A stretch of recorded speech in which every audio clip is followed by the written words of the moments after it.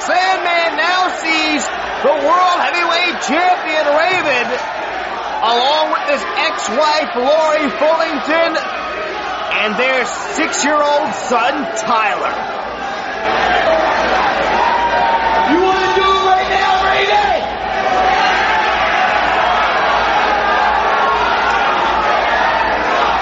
Come on, baby! And we're going to have this World Heavyweight title match up now. Raven throws down the crutches and kisses Tyler. Come on, Raven! This joint is jumping as the World Heavyweight Champion with one foot in a cast has been challenged by the man whose family he stole. Chris White, and welcome to the Wrestling 20 Years Ago podcast. We're going back in the time machine to August of 1996 for Volume 3 of this month's show, covering all your ECW action. We have 3 volumes in total for you this month. Firstly, we have Volume 1 covering your WWF, taking a look at SummerSlam. Volume 2 is your WCW show reviewing Hog Wild and The Clash. But as I say, we are here for Volume 3 looking at ECW, and joining me for that I have Chris Lacey. Hi, Chris. Hi, Chris. How the devil are we? I'm very good. How are you? Let's have some fucking extreme.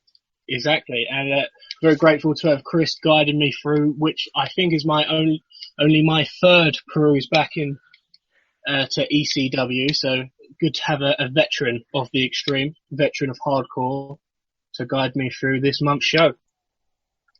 Should we talk some news? Let's get out the big stories of the month.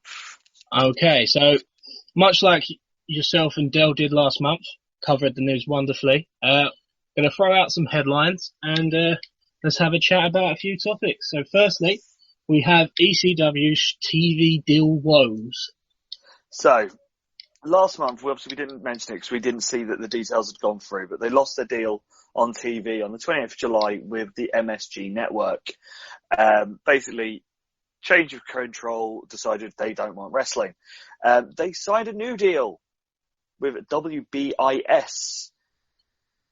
And they then sort of lost that deal before the first episode even aired, as they thought they were actually getting a documentary, not an actual wrestling show. So not the greatest month for ECW in terms of their TV. A pretty major setback to lose your TV deal before the first episode actually goes to air, really. It says a lot when someone that you're buying a program and don't actually know what you're buying. To come to an agreement with a company, ECW it makes no illusions about the product it puts out there. It doesn't try and disguise itself. When you're signing up with Extreme Championship Wrestling, you should very much know what you're getting. So the fact that they didn't agree to deal and then pulled out of the deal looks bad for WBIS, but it doesn't leave ECW in a particularly great position either. We don't really know where things stand with that coming to the end of the month. They were scheduled to go on Saturday nights at 1 a.m, but now they're not. So we'll have to see how that progresses next month. Next up, another topic for you. We have Raven's injury woes. Yeah, Raven has not had the best of months. His month started off with having pneumonia, which meant that he couldn't do a couple of the major shows. Then, this was made worse by a foot injury that he sustained before going to Japan, but was made worse while in Japan on the Japanese tour this month.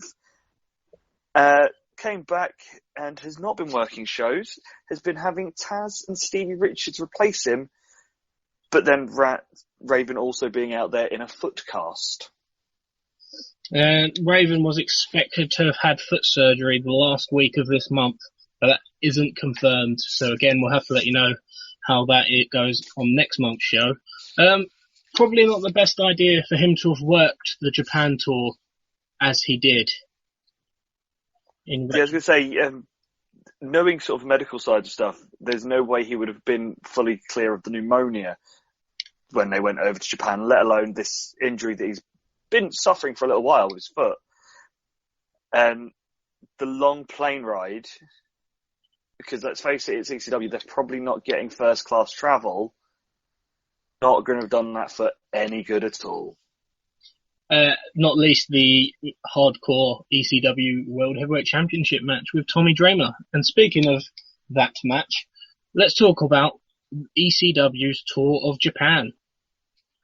So this month, on the 7th of August, they went to Japan to work with IWA. Basically a sort of co-branding of shows between the two, bringing the largest crowds for both companies' history. They both nights were done in the Tokyo area, one in Yokohama, and by all accounts it was a bit of a disappointment for fans, and the ECW chants for the ECW wrestlers repeatedly tried to entice them into. On the second night in the Kirken Hall, this was a totally different matter, where ECW chants were shouted by everyone, and there seemed to be a lot of knowledge of the ECW characters there. Whilst there, the main event for the Kirken Hall show was the aforementioned Raven versus Tommy Dreamer match, in which Raven retained his title.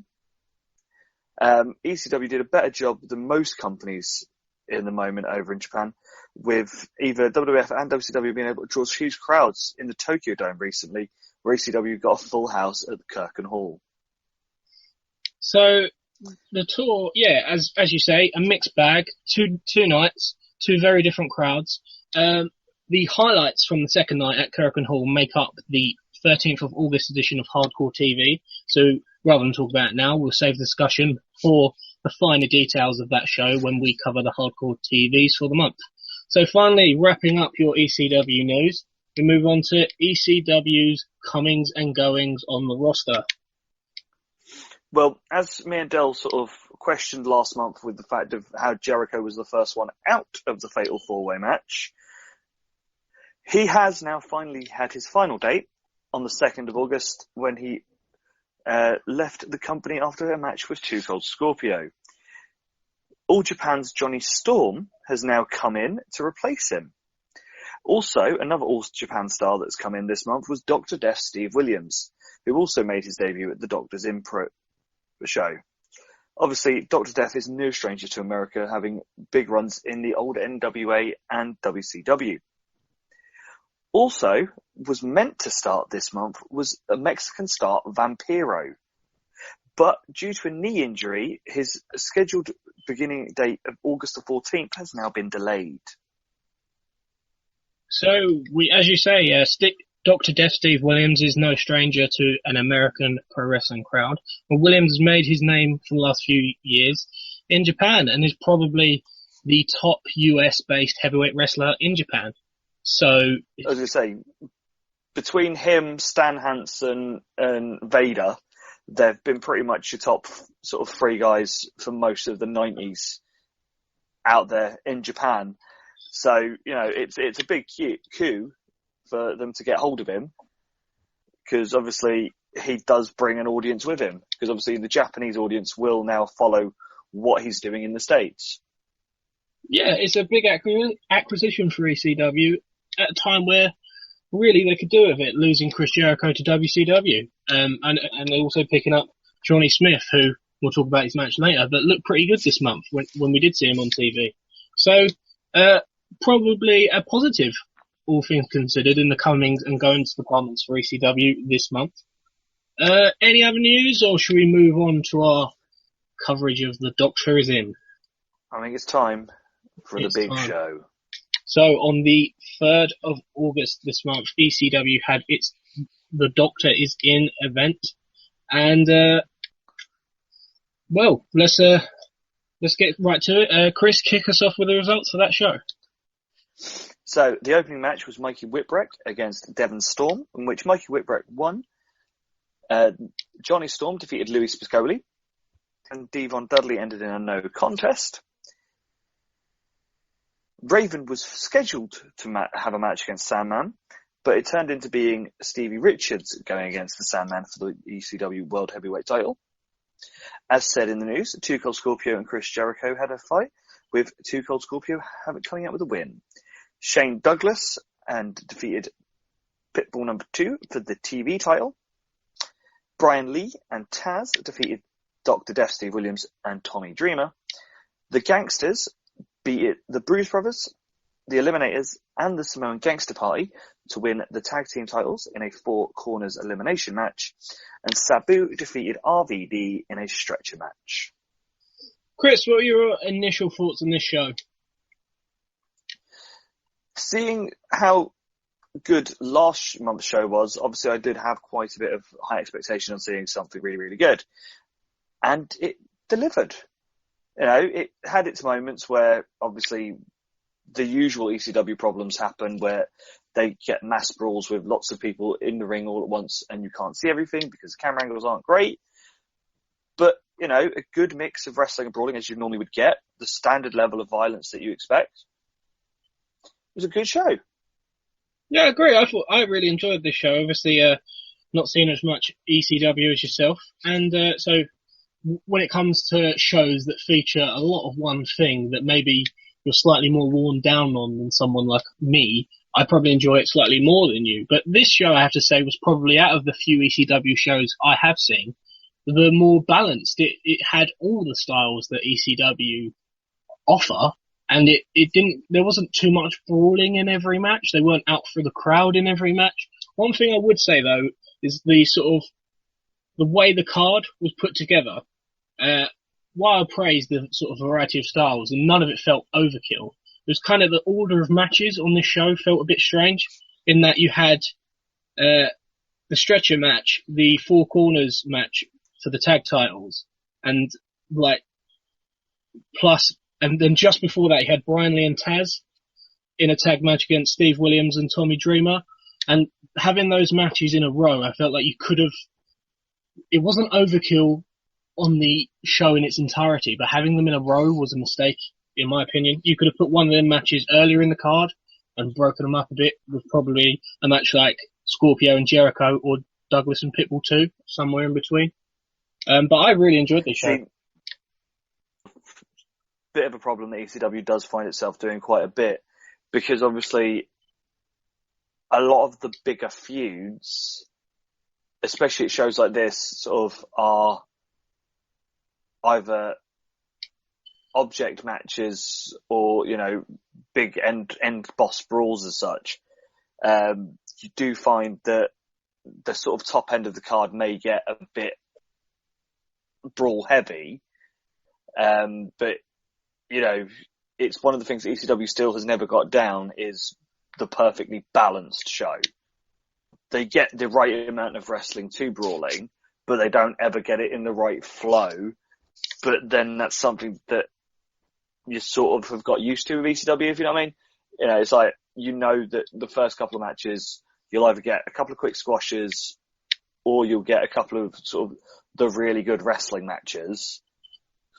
Then you get your sort of the silly bits, then you get your violence, and then obviously your main event. So it's been something that ECW have done for a long time now. And sort of having you come from a sort of an outsider perspective on it sort of shows that, yes, there is a bit of an issue with how the shows flow.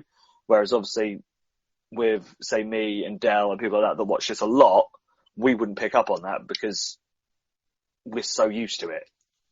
Yeah, I see what you mean. And it like I say, look, you summed it up well. They got the balance right of wrestling, of hardcore, of silly, of brawling. That's fine. It was just the way it was structured on the particular card. And the fact that I pick up on it maybe more is one of those things we've already mentioned, in that I'm not as used to it, and you are used to and accept things like this more regularly, because that's just how ECW has its shows. That's just the way it does it. It didn't take away too much from the show. It's just a minor criticism. So yeah, let's get right into The Doctor Is In. JT Smith opens the show. He gets in the ring and he explains that he isn't going to sing tonight, and instead brings out Kiss. Out comes Stevie Richards, the Blue Meanie, Nova and Donnie Allen, all dressed as Kiss. If you actually look back at the advert for this show, it's advertised on the advert. It says Kiss rocks the ECW arena, which is actually a pretty funny swerve, really. I mean, no one in their right mind would have expected Kiss to be there, but just having that on the advert and then this is the way the show opens was a good laugh.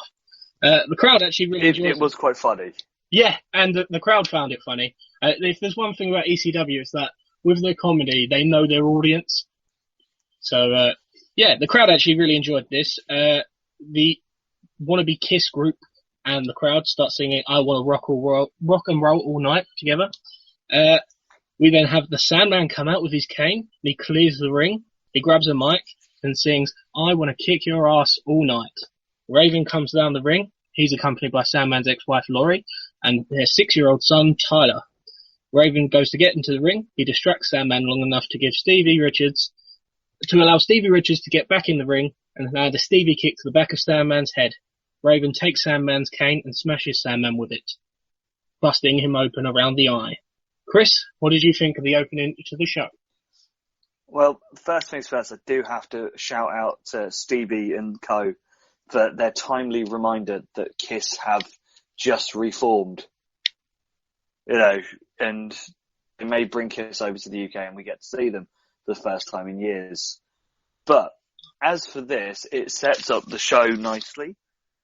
We've got obviously an obvious injury to Sandman with Raven smacking him straight in the eye. And also, we know that Raven has his foot issues because his foot's out in an ice cast. Yeah. So clearly we have got the setup for what's going to happen later on this evening. And it's a fun ECW style way of starting a show. Yeah. Let's have some stupidity and mix in some violence. I agree. I enjoyed this. They kept the comedy well good, but they kept it on the short end of the scale, which is always a positive. You don't want to overkill at the start of the show. They kept the silliness to a minimum. As soon as Sandman came out, things got serious, and then followed obviously Raven up the ante by coming down to the ring on his crutches. And yeah, they planted the seeds with the injury angle to Sandman's eye, something that will be built upon in the match that is scheduled for later tonight in this show. So it's one of them. They've created a sort of storyline for the night with Sandman's injury, and the whole opening segment in its entirety that had probably about 10 guys involved in it probably only went about 6 minutes, and it had a comedy. The crowd loved it, and it set up an angle for later in the show. I thought this was pretty good. So it's a perfect way to get the show started and sort of open everything up for the rest of the show. Yeah. So we move on to our first match of the night, and we have Mikey Whipwreck taking on Devon Storm. We cut to Storm in the ring. He's accompanied by Damien Kane and Lady Alexandra. His opponent is Mikey Whipwreck, as I said. Mikey's introduced as the European Junior Weight Champion, having defeated the Dirt Fight Kid somewhere the previous night. Don't really know any more about that than the announcer introduced him as it. The match begins. We get some good chain wrestling. The action is fast-paced, with neither man having any prolonged period of control. Lots of swift counters in the early going. Storm eventually does gain control with a few stiff punches and kicks driving Mikey into corner. Storm hits a nice-looking head scissor takedown. Mikey bundles Storm to the outside and hits a springboard dive. Damien Kane gets involved, which allows Storm to regain control. The action spills back inside the ring, and Storm hits a nice snap suplex for 2. He grinds Mikey down with some submissions, a variation of the figure 4, a modified bow and arrow, and an Indian deathlock. Storm then hits a reverse Hurricane Rana and a heel kick, which again gets a 2. Damien Kane gets involved again, throwing a chair into the ring. Storm sets up for a Hurricane Rana off the top rope down onto the chair, but changes his mind on his way up just to spite the crowd. This allows Mikey to get back into it with a clothesline off the top. The comeback doesn't last for long as Storm regains control with a clothesline of his own, and the crowd begins to chant, "This match sucks." Storm knocks Mikey to the outside. Kane gets involved again. They sit Mikey onto a chair, and Storm hits a somersault plancher to the outside onto Mikey, which was pretty amazing. Back inside, Damien Kane orders Storm to break the pinfall in order to hurt Mikey some more. Storm listens. He hits a moonsault, but again, Kane demands that he doesn't go for the pin. Storm goes for a belly-to-back suplex from the top, but Mikey lands on his feet. He hits a Franken Mikey, which gets a 2. The crowd are really into this and really behind Mikey. Damien Kane tries to interfere again, but Mikey catches him with a dropkick. Mikey hits another Franken Mikey from the top rope, and that is enough for the 3 count, bringing the match to close at around the 12-minute mark. Chris, what are your thoughts on this opener? It is your standard Mikey Whipwreck affair where, you know, he plays the good underdog, he gets out-wrestled by the opponent, and, you know, then he'll get his hype spots and gets his nice little win. I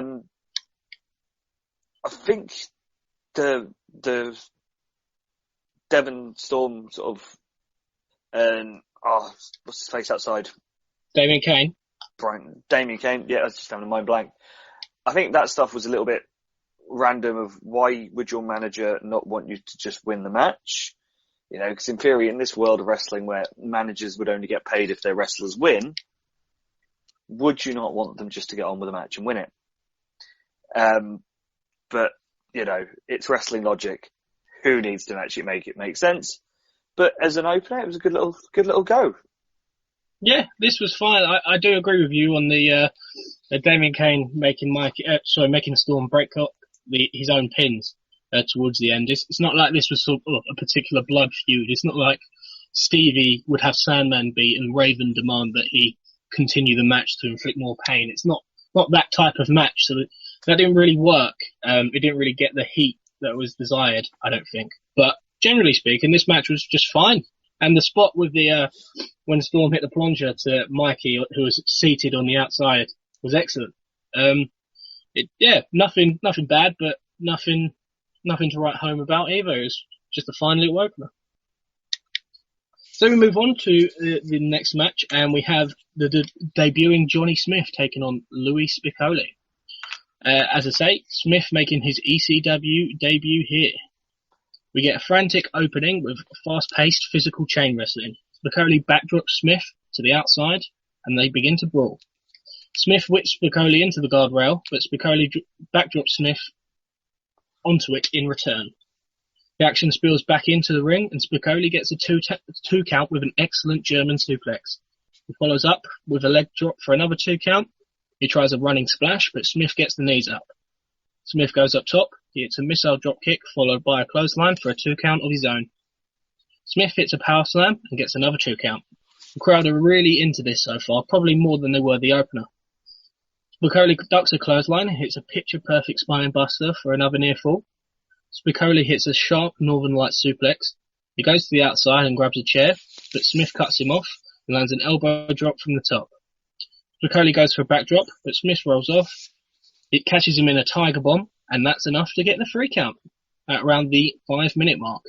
Chris, thoughts on this one? I really like this.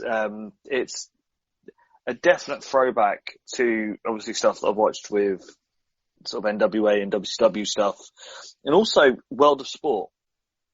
It had that very sort of British style of, there was catch in there was some good suplexes. You know, there was the stiff sort of crispness that the World of Sport guys had. Amazing debut for Johnny Storm, because obviously that sort of a wrestling style could go either way in the States. They're either going to like it or they're not. And thankfully, these guys seem to like it. Yeah, I agree. This was really fun. I preferred this to the opener. It was about half as long. It's technically sound, as you say, hard hitting. It's just 2 big guys. They hit hard and they slammed each other hard. I'd be happy to watch these two have another match with each other and get a bit longer than 5 minutes, to be honest. This is probably as much as I'm ever going to enjoy a 5-minute match. It was really fun. I enjoyed it. So, next up we have Devon Dudley, who is scheduled to be facing Axel Rotten. We cut to the match, and Devon is standing in corner, holding a steel chair during the introductions. There's some early stalling as the referee tries to get the chair away from Devon. This is dragged out for some time before Axel just decides to go to the outside and grab a chair of his own. We finally get underway. Both men exchange chair shots before Axel takes control. He hits Devon with a few chair shots to the back of the head. Devon goes down. Devon then hits Axel with a hard low blow and stands over him, taunting and laying in some chair shots of his own. All of a sudden, Bubba Ray hits the ring. He gets in, he clobbers Devon across the back of the head with a steel chair. Devon goes low again, this time to Bubba, before hitting Sign Guy and Chubby Dudley with the steel chair too. This makes Bubba snap. Him and Devon trade a barrage of punches, brawling in the middle of the ring. Axel's just sitting in the corner watching the whole thing go down. Sign Guy and Chubby pull Bubba Ray away, which allows Devon to grab the chair and lay the three of them out. There's a bit more brawling, and the two Dudleys exchange more hard chair shots to the head. Big Dick Dudley then hits the ring. Devon threatens to hit him with the chair, but changes his mind and leaves. Devon and Axel are talking to each other on the outside and seemingly on the same page. Joe Styles says he thinks they may have decided to become a team. As they go to leave, all of a sudden, the huge Bubba Ray Dudley just launches himself over the top rope to the outside and hits Devon with an absolutely huge plancha. Devon crashes into the steel rail head first, and we cut away. So, this match was a no contest. What do you think of the segment in general? We can ignore what happened in the match because, as you say, it was nothing. This continues the Dudley feud. I like how they're doing this and how they're building the fact of Bubba and Devon sort of going at each other. There's going to be a decent sort of comeback out of this. I could just see it, because both of them have that style of laying it in, shall we say.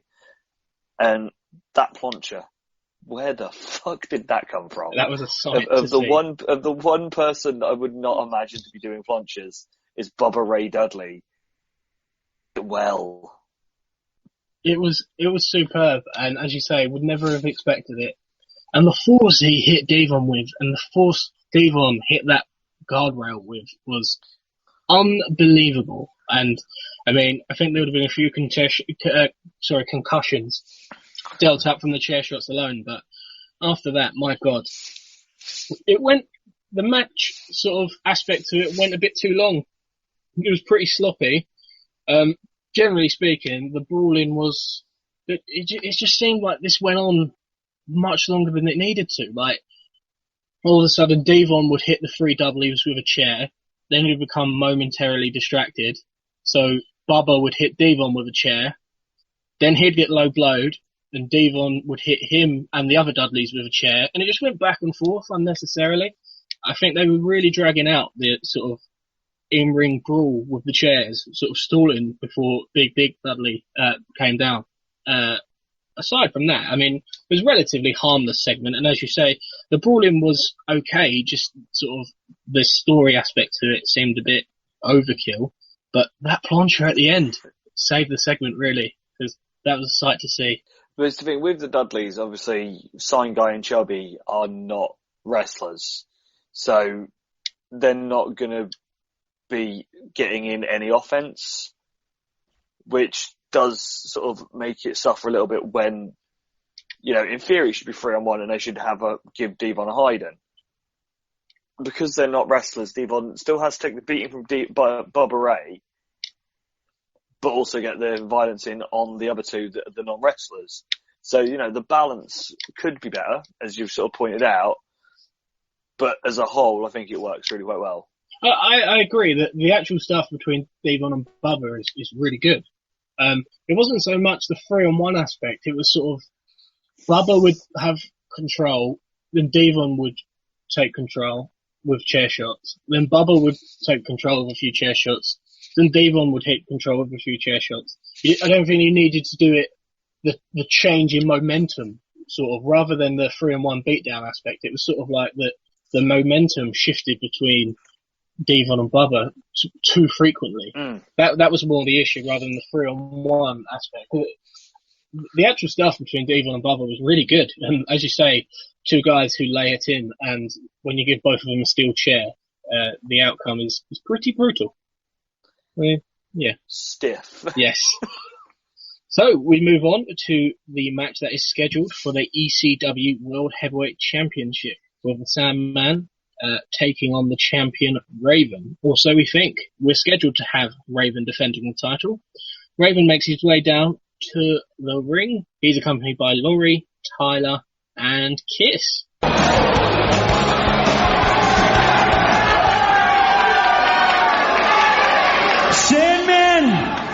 Right now, I'm sure you're in the back, cowering with fear.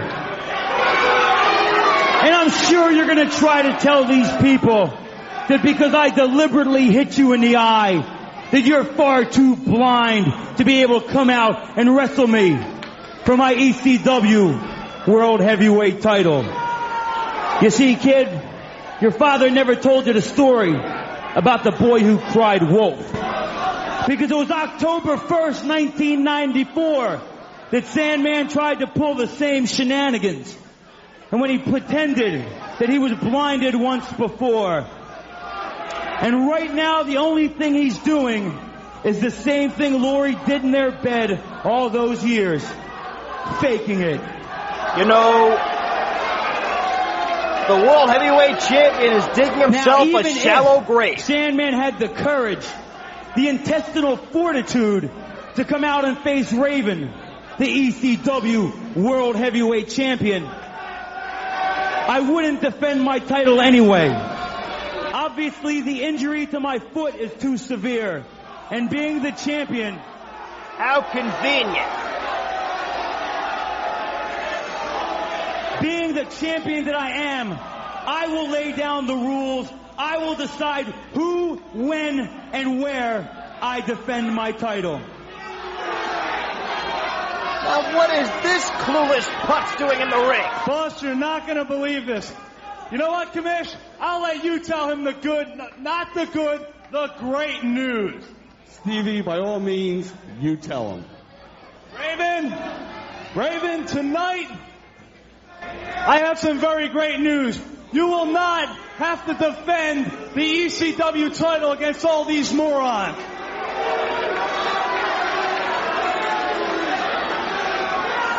Well, we know that. A broken foot. Newsflash. Because I, Dancing Stevie Richards, am going to defend the World Heavyweight Championship for you. What a moron! DDT on Stevie! Richards signed the contract to face the Sandman with the Raven's World Heavyweight title on the line?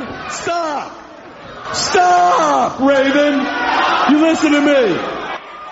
I promise these people there will be a World Heavyweight title defense tonight. Richard signed the contract. If you're not man enough to defend your own belt, then you deserve the consequences you get. Hit the music. So not only does Stevie have to defend the title, Raven's already knocked him senseless.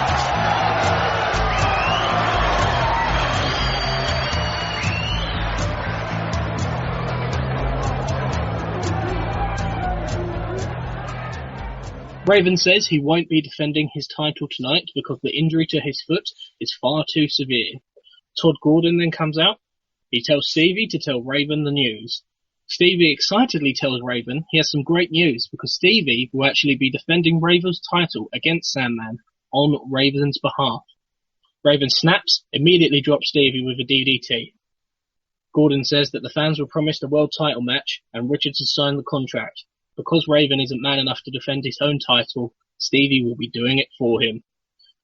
Enter Sandman hits the speakers. The Sandman appears and clears the ring of Kiss with his cane. He's running wild, but Raven pulls Tyler in front of him in the corner, and that stops Sandman in his tracks. This allows Stevie to hit a Stevie kick, which gets a 2 count. Stevie lays in the punches to Sandman's bandaged eye from the opening segment, and Sandman is immediately bleeding from the forehead. Sandman grabs the cane, he hits Stevie a few times before a DDT gets him a 2 count. On the outside, Sandman hits a guillotine leg drop onto Stevie, who's draped over the steel guardrail. He follows up back inside the ring with a slingshot somersault leg drop for a 2. Stevie hits a low blow. Raven throws Stevie the belt, and he hits Sandman. Meanie comes in, he tries a moonsault, but Sandman recovers, knocks Stevie down in his place. Meanie hits the moonsault onto Stevie, and this gets a 2 count. Stevie recovers, hits another Stevie kick for a 2. The Meanie comes in, he's blinded by Sandman, so the Meanie inadvertently hits Stevie with the Tiger Driver. This gets a close near fall, The crowd are increasingly into this. Every time Sandman gets close with a near fall, they grow more and more eager. Sandman hits some chops in the corner before both guys run into the referee and knock him out. Raven hits the ring, but Missy Hyatt jumps in. She jumps on his back, but Laurie comes in and takes Missy out with the loaded boot. Raven loads up a boot in the corner, swings for Sandman, who ducks and drops Raven with a DDT. The crowd are really into this, screaming for Sandman, who begins overflowing with emotion. He collapses in the ring, which Styles attributes to blood loss, and this allows Raven to again shield himself behind Tyler. Stevie grabs the loaded boot, hits Sandman over the back of the head, goes for the pin. Raven pushes him away, steals the pinfall, just as the referee recovers. 1, 2, 3, and Stevie, I guess, has won the match and retained Raven's ECW World Heavyweight Championship. Chris, thoughts on this? This was the perfect level of match, level of injury that Raven has. Because, as we all know, and we've all seen, that whenever Raven has a match, he has his flunkies involved. Obviously, the fact that he can't do a lot because of his foot means that with his flunkies actually being the brink of the match, the comedy of them failing, the Three Stooges style comedy of slapstickness, of Blue Meanie hitting Stevie with the moonsault and all that sort of thing, works so well and gets this match over, because what Stevie and co are good at is the comedy side. Obviously, Sandman played off the injury with the eye from earlier in the evening. He also obviously had the fact of his kid being involved, which that's going to be something that is clearly going down for a little while now. Is obviously he won't do anything because he won't hit his kid. And then obviously we had the interference with the women, with Laurie and with and having their sort of cat fight moment.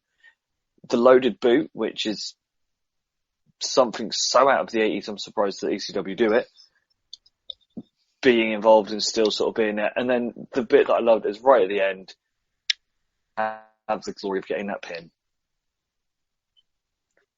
I thought this was about as excellent a match in terms of the storytelling element, the storyline element, was just as good as you're ever going to see. I mean, you could be picky, you could call this overbooked, you could call it a bit of a mess, but everything that happened in this match completely made sense within the storyline. There's no unnecessarily over the top interference. Everything made sense in terms of the storyline. Everything, as you say, made sense in terms of Raven's very legitimate injury. I thought this was so good.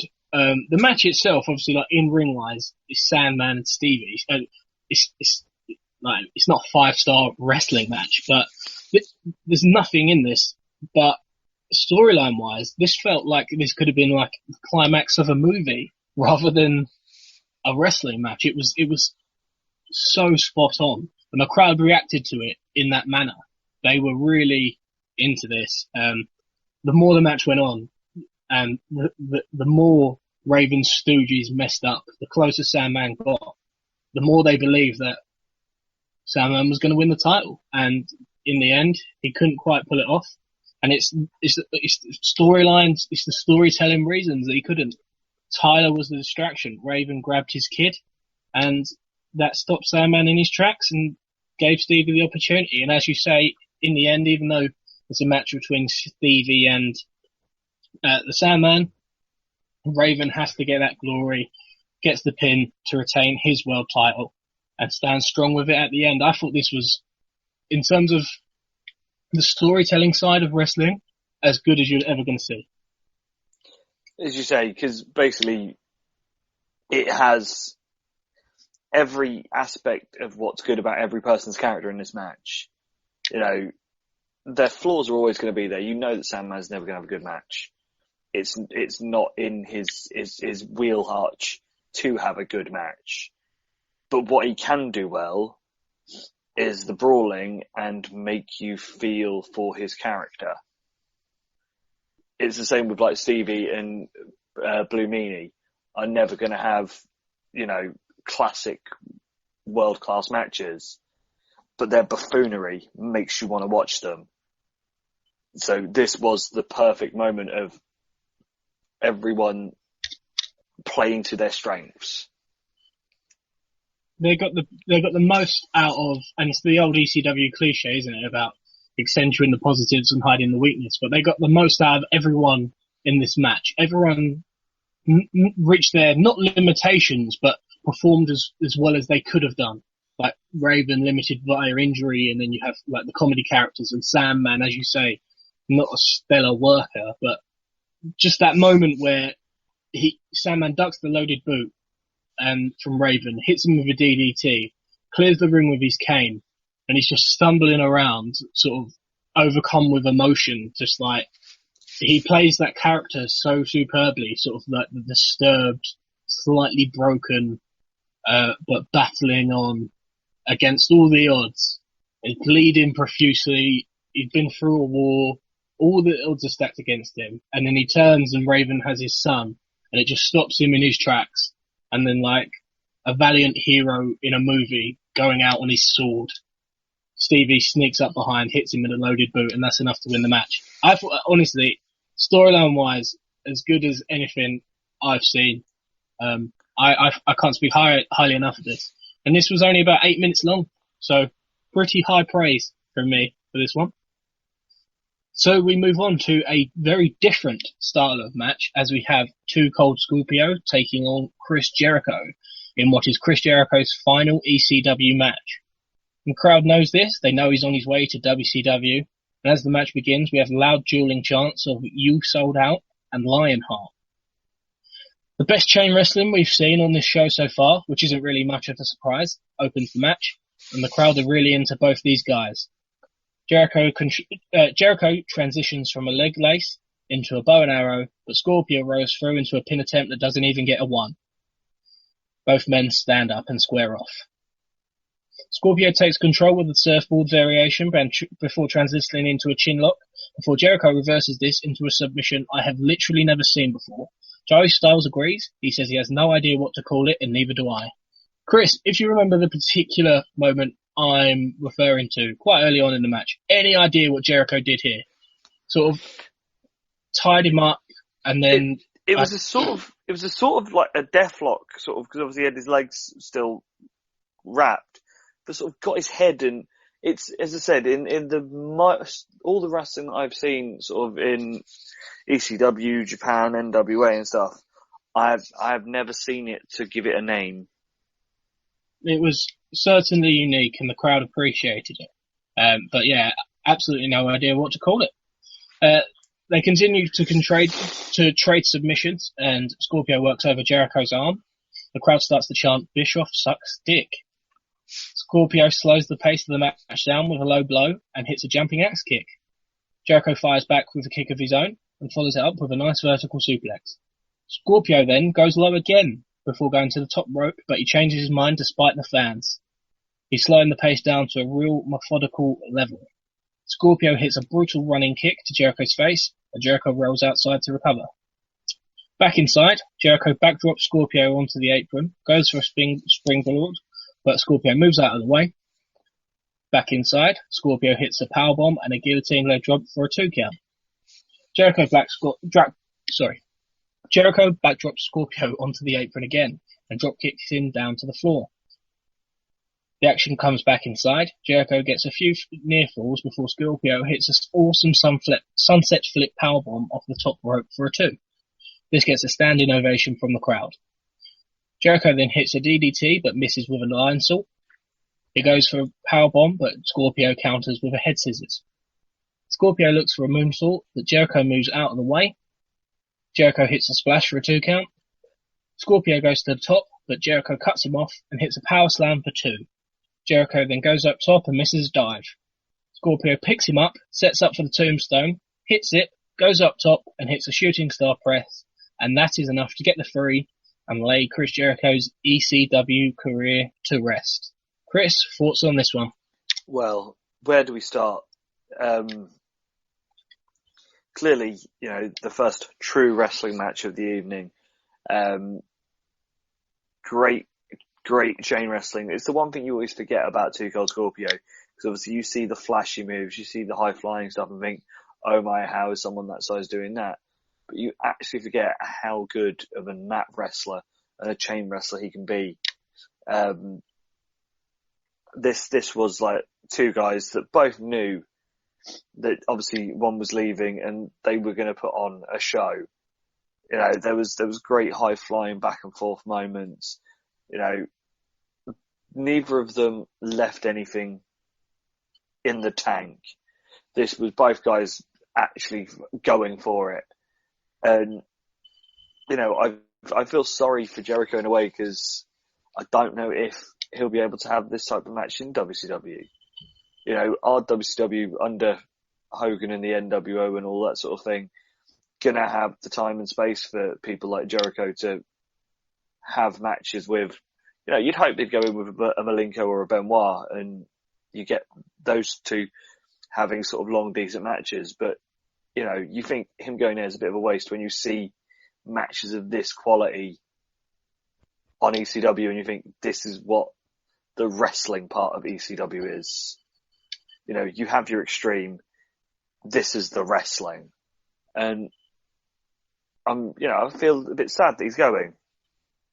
Yeah, I thought this match was very good. As you say, the first and probably best pure wrestling match on the show. But I'm not quite as high on it as you were. I have to say, high praise for Scorpio. Having missed sort of maybe ECW's peak days with the likes of the Benoits, Guerreros and Malenkos, Scorpio is as impressive an in-ring talent as I've had ECW offer me as a viewer. Obviously, I know there may have been better in the past and whatnot, but in terms of what I've seen, Scorpio is fantastic. But I felt like this match was awesome, like from the moment it began, and it reached like a certain level, like maybe like an 8 out of 10 match. If you 3/4 of the way through this match was building and building and building nicely, and it was all excellent. But it sort of reached that level and then just plateaued. And as we got into the final, it was a 20-minute match, and as we got into the final 5 minutes, there was no selling, there was no story. They just traded moves. And then when it was time to do the finish, Scorpio just picked him up and hit the move and won. And it was like, it sort of felt like it came out of nowhere, like we'd been building to something that should have been so much more than this. And this was by no means a bad match. This was an excellent match. But if you'd have paused the tape halfway through and said what you expected to see out of the rest of this match, I would have expected to see more than what we got.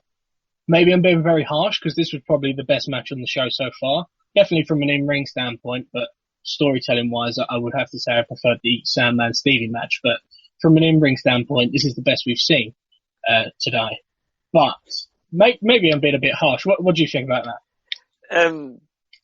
I can see where you're coming from, but the thing with these type of matches, because there isn't a story going into it, and they don't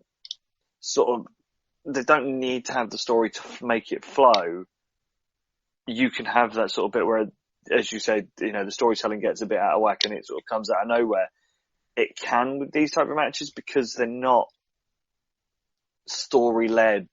You know, they're not sort of relying on the story. It's more what's happening in the ring. But I could see where your criticism comes from. But obviously, having seen a lot of this style of match in ECW, very rarely do you get a story through the whole of the match, you know, and the finishes can come from nothing, which is something that sort of does happen quite a bit. And I suppose, again, it's being used to it. It's like, as you said, with how the show flows at the beginning, you sort of get used to that's what happens in ECW. This sort of finish happens quite a lot, so you're sort of used to it. Yeah, I do see what you mean in terms of coming to expect it. I just like some of the absolute tip-top peak of ECW's in-ring matches across the last couple of years.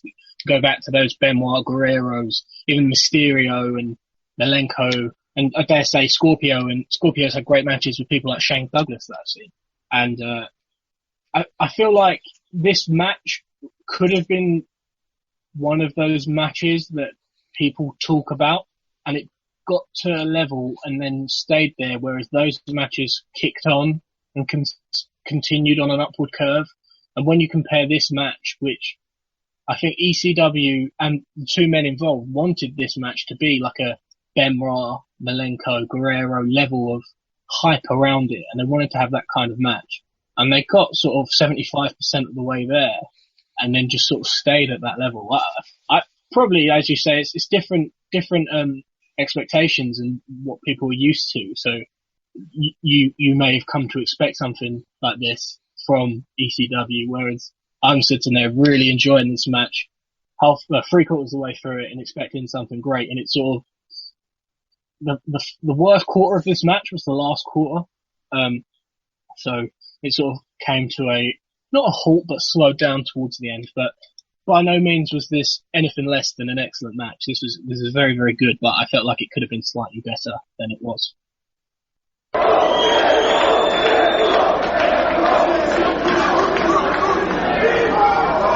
As is obvious at this time, Pitbull number 1 is, to say the least, injured.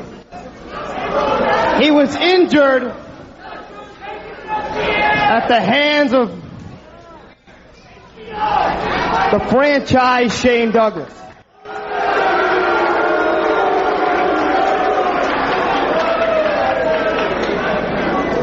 This time, Pitbull 1, Gary,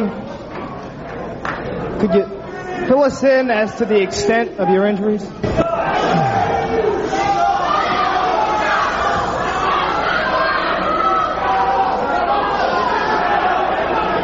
As of 5:15 today, my doctors advised me not to wrestle ever again.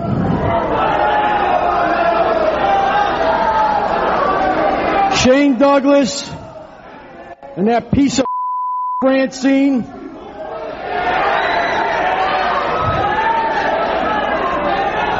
broke C1 vertebrae and cracked my skull. Not only that, I lost part of my movement in my left arm.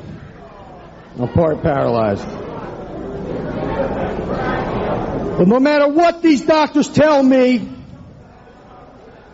there is no way I will ever give up wrestling.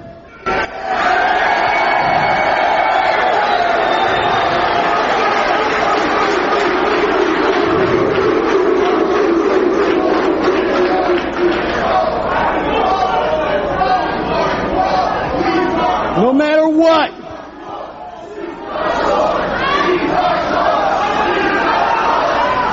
I love coming out here and wrestling in front of you people because you are the best fans in the world.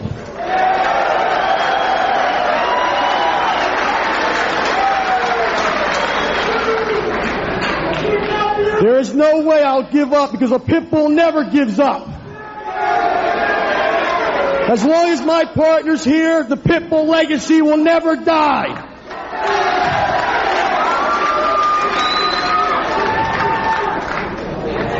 As of right now, franchise, Francine, you've gotten the last laugh. Because I'll never, ever be able to get you back. And I will live paralyzed and I will live crippled. But my heart is still in wrestling. I love you guys.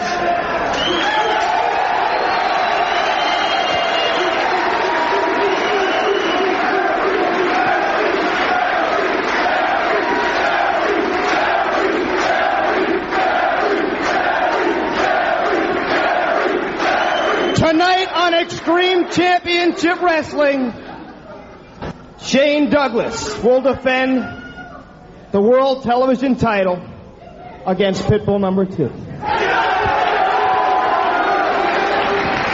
You kick his ass! Sorry, guys. Kick his ass. The Pitbulls come to the ring. Pitbull 1, Gary Wolf. He's wearing a Halo neck brace. This is the first ECW arena show after Shane Douglas broke his neck. Styles interviews the Pitbulls. Wolf says that the doctors have advised him that he should never wrestle again. He says he has a fractured neck, a broken skull, and he has lost movement in his left arm. But no matter what the doctors say, he loves coming out here and wrestling in front of the best fans in the world, and he will never give that up. The Pitbulls hug. The crowd chants Gary. Joey Styles says that the next up we have Shane Douglas, and he will be defending his TV title against Pitbull 2. So before we get to that match, what did you think of this very emotional promo segment with the Pitbulls and Styles in the ring? Well, obviously, as we've sort of not mentioned it in the news, there is no definite coming out of this of whether this is a real career-ending injury or how much of it is sort of for story. Obviously, if he's coming out in a halo, you would imagine that, there is probably an issue there.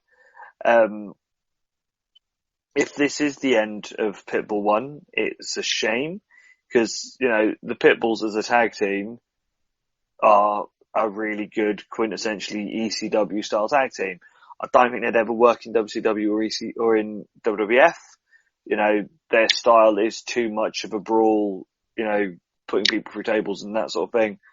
I don't think it would work there, but for ECW, they are the perfect power team. And if it is the end for them, it sucks.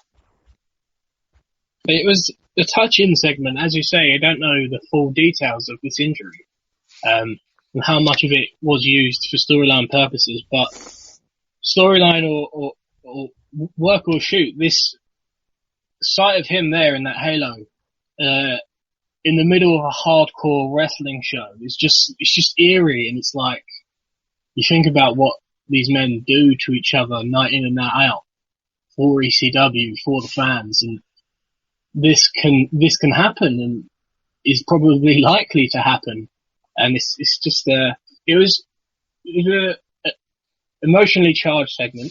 It was quite a touching segment, and having it lead straight into Pitbull 2 taking on the man who, well, storyline at least. I don't actually know how the real injury went down, but storyline, the man who caused the injury in Shane Douglas was a great way to whip the crowd up into a frenzy for it and set the scene for a really charged, passion-filled match.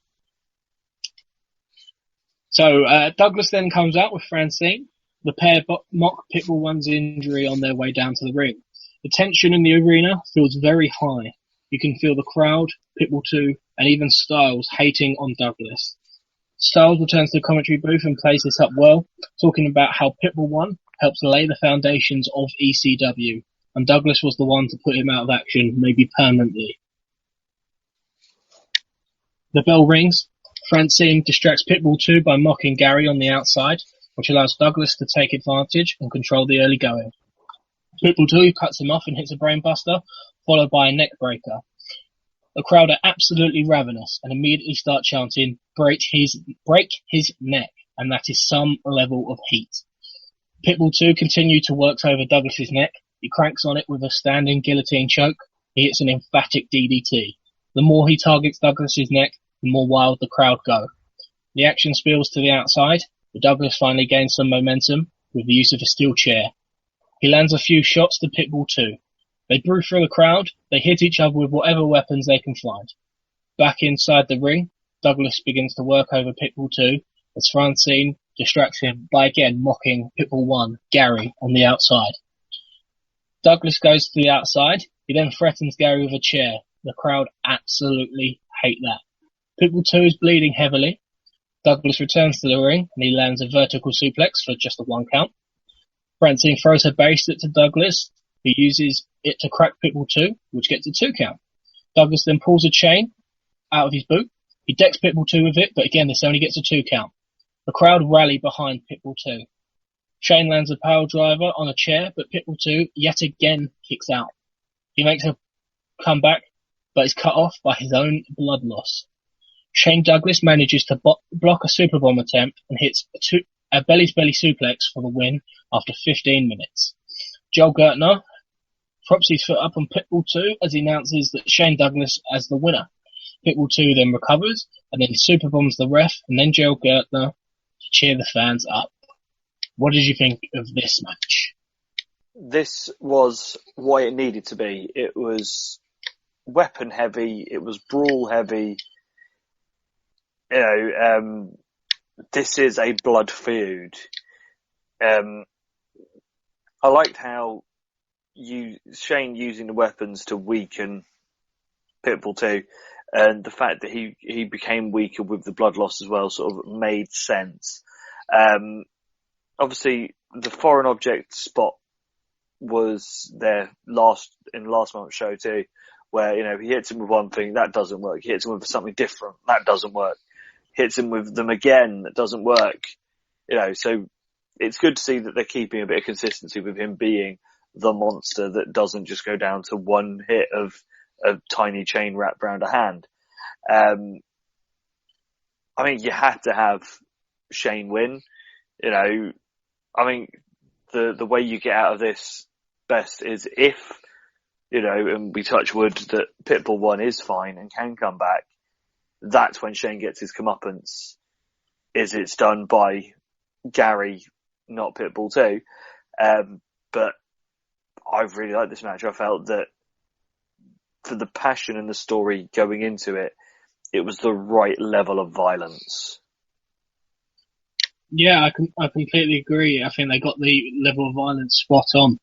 And it's WWF and WCW, they don't tell stories like this.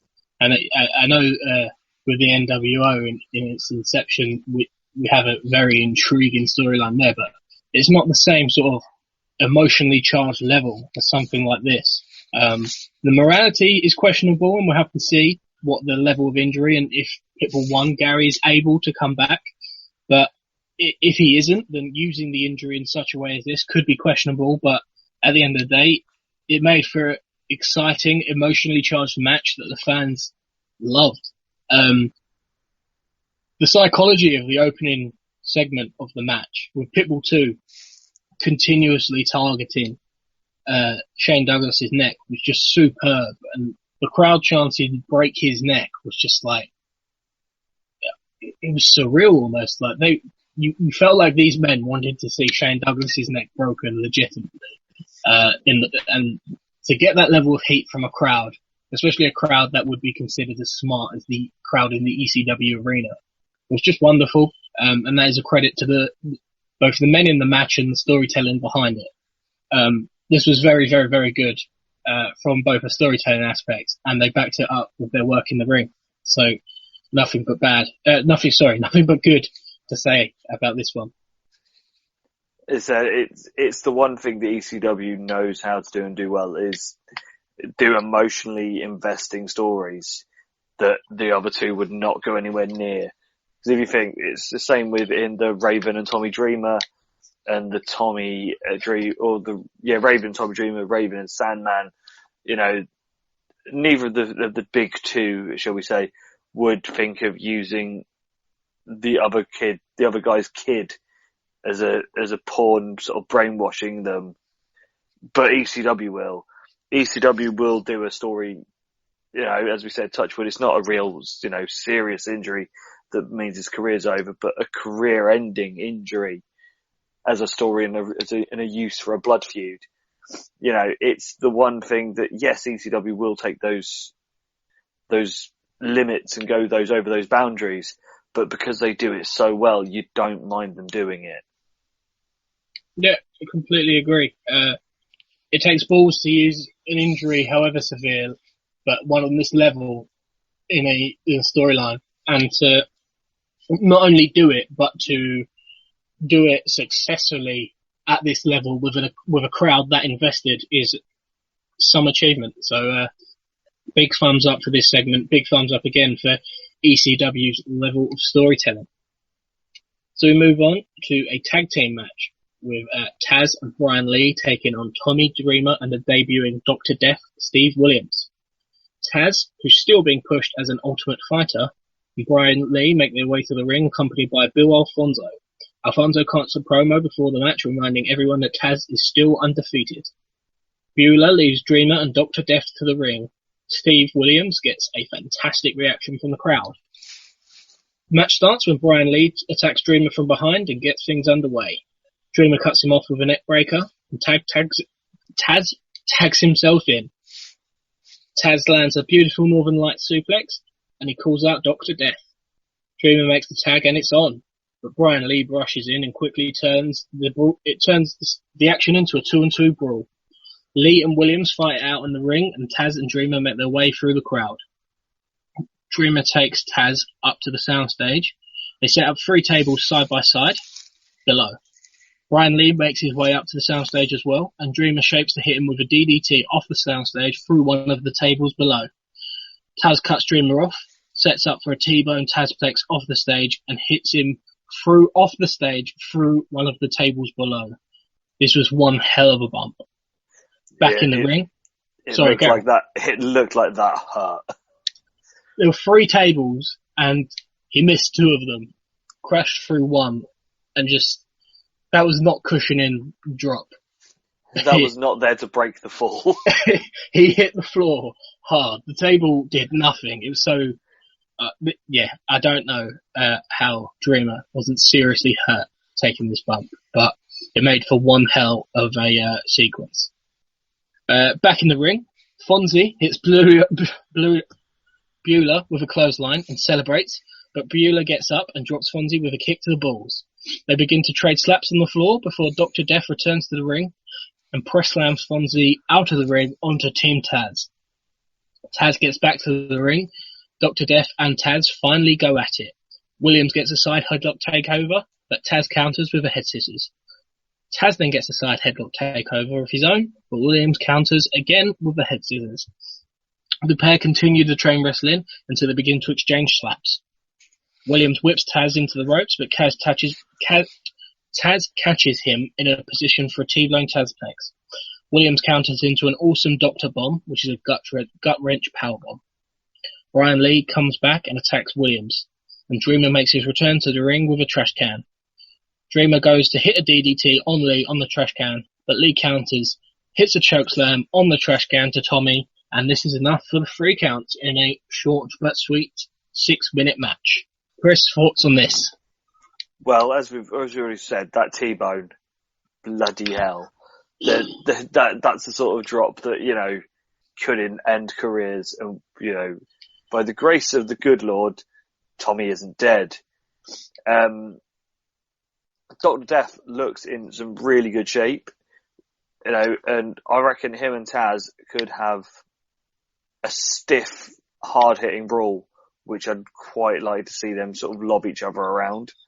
Tommy Dreamer, the infinite babyface that can take a hiding, yet always makes you think that he can get up from it. However much punishment he takes, you still think that he can take more. It's a thing that Dreamer has got down to a T, and in this match, he did it again. And, obviously, he's gone off the back burner of the Raven feud, and now he's sort of against Taz and Brian Lee a bit more. And I think it's a good change of pace for him. And I'll quite happily have these matches again. Oh, absolutely. This was a great debut for Steve Williams, in that they, in 6 minutes, were able to have a fun match and then sell you on wanting to see Taz and Steve Williams, giving you just a small taste of it and leaving you wanting to see a hell of a lot more. It was such a good debut, such a way to get him over with the crowd. It was such a good way to build up his first match, or his first program singles match with Taz. And that's a match I want to see. I want to see Taz and Steve Williams suplex each other around. That will be one hell of a match. And as we already spoke about, that the T-bone off the stage to Dreamer was just unbelievable. And as I said, it was eerie seeing Pitbull 1 come out in that halo earlier. And the juxtaposition to having him there in that neck brace to a bump like this And it's just like, hopefully that injury to Pitbull 1 isn't as severe, because it makes things like this, using that injury in a storyline, makes bumps like this stand out so much more because of the impact, that the very real injury risk. And ECW brought that to life with the Pitbull 1 promo segment, and then followed it up with that moment, and it increased the impact in a massive way. This was probably as good a 6-minute tag team match as you're ever going to see. It was very ECW. We had some good wrestling in the ring. We had some brawling throughout the crowd. We had a crazy highlight reel bump, and it left you wanting more. So, like most things on this show, a big thumbs up. This was only short, but did everything it needed to do. Next up, we have a 4-way dance for the ECW World Tag Team Championships, with the Eliminators defending against the Gangsters, the Bruise Brothers, and the Samoan Gangster Party. To start us off, we have just the Eliminators and the Bruise Brothers. They brawl, and the Samoan Gangster Party quit the fray, still handcuffed. They had been arrested earlier in the night for attacking the Gangsters in an angle that we weren't actually shown. There's chaos everywhere as the 6 men brawl in the ring, and the only notable highlight is Saturn hitting a diving headbutt. The Gangsters then come out with a trash can full of weapons, and the arena erupts. The brawling spreads all over the arena. The Gangsters initially fight the Samoan Gangster Party in the ring, but the Bruise Brothers and the Eliminators fight on the outside and through the crowd. New Jack dives off the top rope, hits one of the Samoans with a chair, and they are pinned to be eliminated first. New Jack and Saturn then brawl through the crowd and out through the front door, where a large crowd seemed to have already been gathered. This was a turn away sellout, so very possible that these were just fans hanging out outside the arena in the hope to get some action like this, and they were rewarded for their dedication. The fighting continues back towards the ring. The Bruise Brothers take controls. They hit a double boot first to Saturn, then a double boot to Cronus, and finally they hit a double boot to Mustafa. Out of nowhere, the Eliminators fly back in. They hit a total elimination on one of the Bruise Brothers, which gets a 3 count. And I have to say, that was probably one of the best total eliminations I've ever seen. They literally come out of nowhere. You don't see them coming, and it's just, the impact behind it was superb. There is a definite snap to it, that one. It was crisp. It was excellent. So we're down to just the Eliminators and the Gangsters. The Eliminators work them over. They work New Jack over and set him up for a total elimination, but he avoids it by pulling Saturn in front of Cronus' high kick. Mustafa hits a power slam. New Jack goes to the top, slides down with a chair onto Cronus. That's enough for the 3 count, and the Gangsters are the new ECW Tag Team Champions. Chris, thoughts on the match, on the title change, on the whole shebang? Well, as I said earlier, this is the moment where ECW has its traditional problem when you have mass men or a mass number of people having a mass brawl walking around the arena. You miss lots of it. It would be nice if, when they do these big walking brawls, that there was a way of showing a bit more of what was going on everywhere. But for these 4 teams, it sort of had to be a giant walking brawl. Because let's face it, the Eliminators, the Gangsters, and the Samoans Gangster Party have such a bit of a history in the last couple of months where the Samoan Gangster Party were trying to run over the Gangsters. They had their heads down, were going to run them over with their car. They weren't going to have a technical wrestling match. It was going to be a fight. And a fight it was. As you said, when the Eliminators eliminated the Bruise Brothers with the very, very crisp total elimination, that was really good. I liked how you had the little bit of sort of confusion between the Eliminators, where obviously when Cronus hit Saturn with the big kick, because obviously the Eliminators have been quite dominant recently. And, it shows that even the best teams can have their moments where they screw up. And the Gangsters have finally got their titles. And again, as I said earlier, with, some things are very, very ECW, the Gangsters are another one of these teams that could only be ECW. And in a way, could be classed as a positive role model for ECW to show the diversity. But obviously, there is quite a heavy racial side of the Eliminators, or of the Gangsters even, which they actually play upon, the whole Malcolm X thing. But, it's good to see them have the belts. Yeah, the crowd absolutely loved the title change. They popped for that as much as they popped for anything on the night. This is the epitome of what I said at the top of the show with the layout of the card. I wouldn't have put, because we hadn't seen too much of a walking brawl aspect. It was quite low on the walking brawl aspect in relative to other ECW shows before this match. The match that had the second most probably was the tag match we'd just seen before. That's why I wouldn't have put the two tag matches that were very similar in style next to each other. You'd have swapped ideally the Dreamer and Steve Williams match with the Douglas and Pitbull 2 match.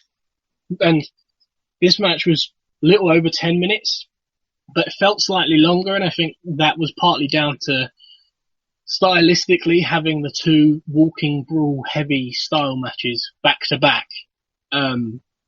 Maybe made this feel older quicker than it deserved to, because the action was fine. It was quintessentially ECW, as you say. It was the only way this match could have gone was how it went. You can't come out and have a technical wrestling match with these teams with the story behind it. So I'd have liked to see a bit better card placement. I think if this had been earlier in the show, or if this had been where it was, but the previous tag match was a lot earlier in the show, I'd have probably enjoyed this more. But like I say, it was a great moment with the tag title change. We'll talk about it a bit more when we get to the hardcore TVs from Japan, but there's an interesting side story to the Eliminators losing the tag title belts. But we'll talk about that more when we get to the hardcore TV review for the 13th. So we move on to the main event of the evening, and we have Sabu taking on Rob Van Dam in a stretcher match. This is the culmination of their rivalry, and they go back and forth in an early feeling out period before Van Dam flips Sabu off. They trade strikes in the corner. Sabu then works at Van Dam's legs before hitting a slingshot leg drop and a slingshot headbutt. Van Dam hits a double underhook slam. Sabu hits Van Dam with a dropkick in midair as he tries to springboard from the ring to the apron. Sabu follows Van Dam to the outside, hitting him with a slingshot somersault plancher before setting up a table between the ring and the guardrail. They briefly brawl on the outside before Sabu takes the action back into the ring. He looks for a move from the top rope, but Van Dam cuts him off, drapes him across the ropes. Van Dam quickly hits an excellent spinning back kick from the top to the rope-hung Sabu, sending him crashing to the concrete on the outside. Van Dam lays a chair across Sabu's face, goes to the top rope, and hits a leg drop down onto Sabu, who is draped across the apron. Van Dam calls for a stretcher, the officials bring it, put Sabu on it, but he rolls off. The action's back inside the ring. Van Dam continues his dominance with a powerbomb. While Sabu is down, he mockingly offers to shake his hand. Sabu gets back to his feet. He's dropped with a nice leg sweep, and Van Dam follows it up with a standing moonsault. Van Dam goes out to the apron and tries to suplex Sabu to the outside. Sabu blocks it, drops Van Dam across the ropes, and follows with a flying guillotine leg drop as Van Dam teeters across the middle ropes. That looked brutal. Van Dam rolls out of the ring. Sabu sets up a chair and goes for his jump to the outside, but Van Dam springboards back inside the ring and attempts to clothesline Sabu. He misses by a considerable distance and falls face first into the mat. Sabu reacts quickly and drops a leg across the back of Van Dam's neck before hitting an Arabian facebuster and calling for the stretcher. Van Dam is stretchered down the aisle, but before he's taken to the back, he rolls off and returns to the ring. He is welcomed back by Sabu hitting a triple jump moonsault. Sabu then sets up for air Sabu, but Van Dam tries to counter, but Sabu adjusts in midair and hits a flying clothesline. Sabu takes Van Dam to the outside and lays him on the stretcher before hitting the Asai moonsault. Sabu crashes down onto Van Dam and his own legs hit the steel guardrail hard. That looked brutal. So basically Sabu from the ring apron hits the moonsault. Van Dam's on the stretcher, but he's too close to the steel guardrail. So Sabu's upper body lands on Van Dam, lands on the stretcher, but from waist down, it's just pure steel, and he hits it hard. It doesn't look comfortable. Both men are carried out on the stretchers, but Sabu's the first to roll off. Sabu climbs onto the guardrail, hits a leg drop to Van Dam while he's still on his stretcher.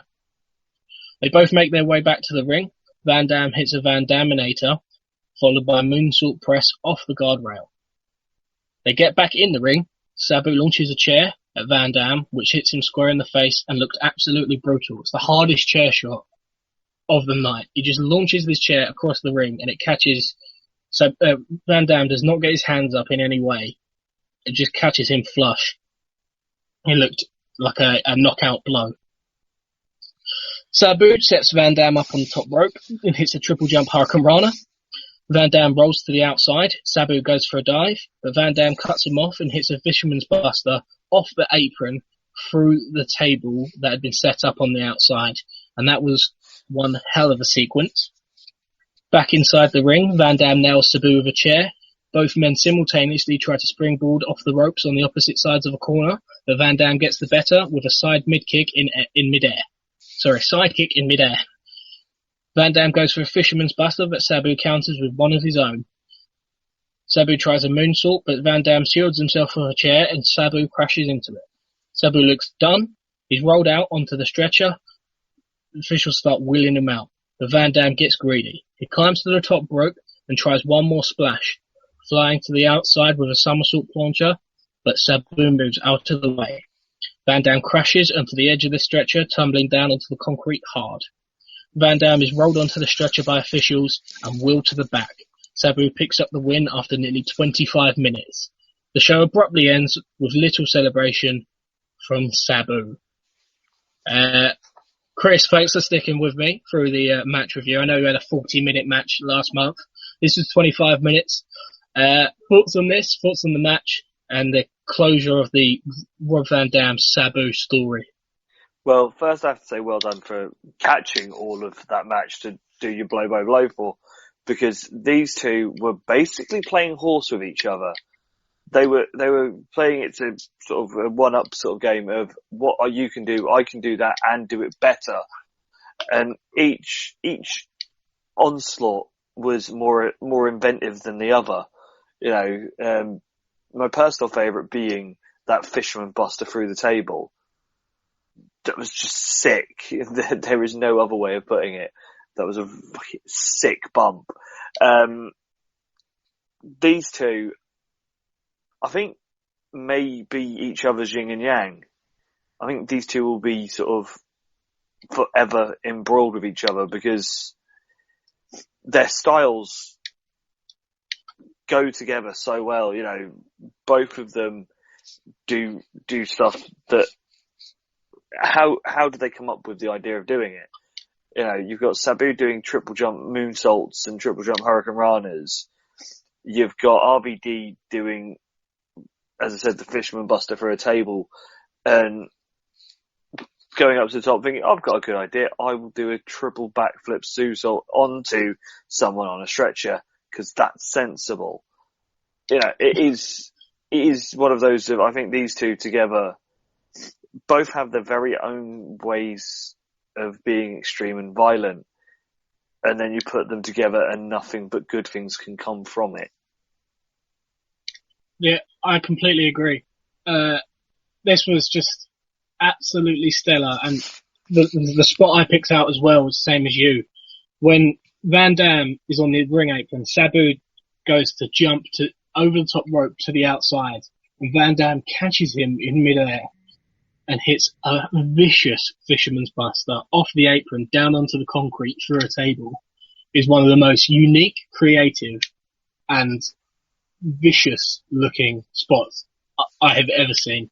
It was truly marvellous. There was a point towards the end of the match where I have to say I was enjoying it. I thought it was very good, but I thought they are just trading moves. There's not much by way of a story, considering this is like the final chapter in their rivalry. And by the end of it, I have to admit, I felt that I was wrong with that assumption. The story of this match was very simple, as you say.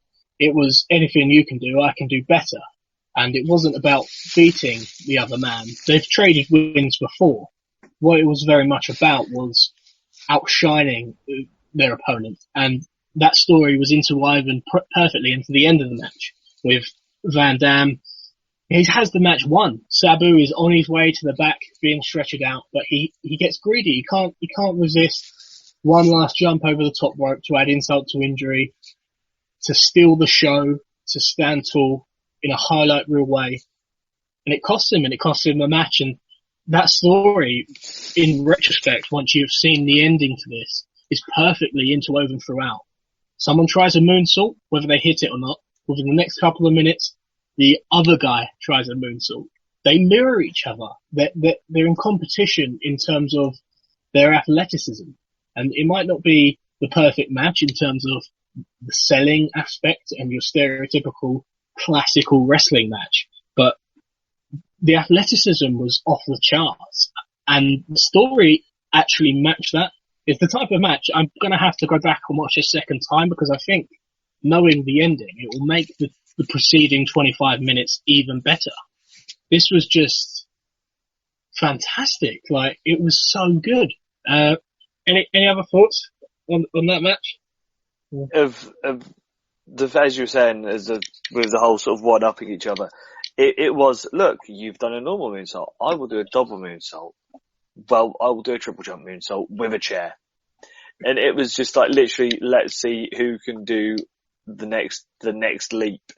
And normally it's a criticism that we have with ECW is, it starts with a table bump, then it turns to a flaming table bump, and flaming tables from high sort of falls and taking balcony table bumps.